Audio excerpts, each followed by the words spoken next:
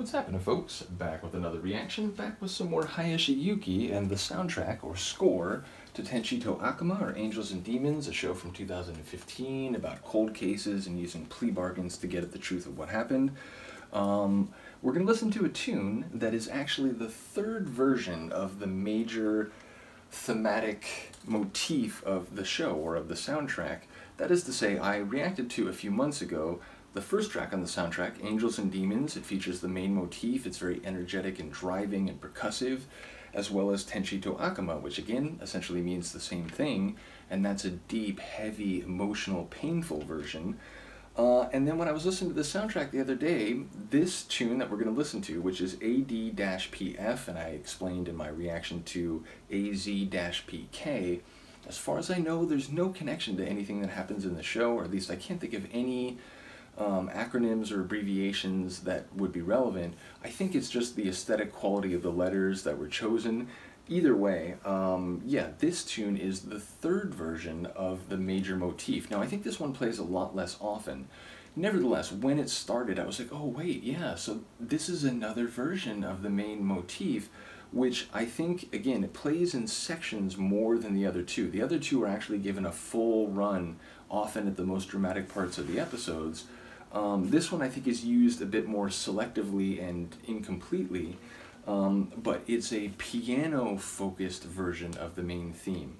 So it's articulated in a more intimate way than the other two, which have a bigger sort of sound. Even Tenshi to Akuma, which again, it's heavy, it's slower, it's more emotional, but it's a bigger sound than this one here. But because this one is so singularly focused around a piano sound, it gives it a more personal and maybe even more tragic kind of feel. So let's get it. This is Hayashi Yuki. The tune is AD-PF, and it's from the soundtrack to the 2015 show Tenshi to Akuma, or Angels and Demons.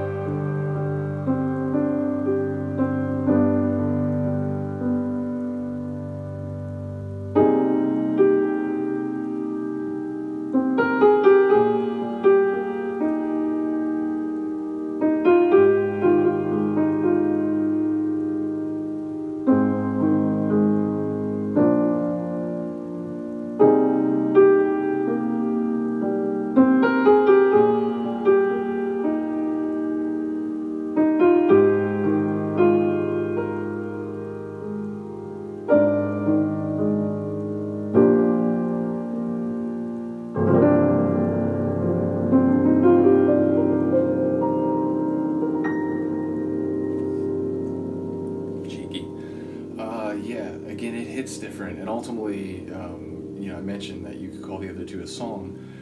Right near the end there is the part where the vocals come in the other two.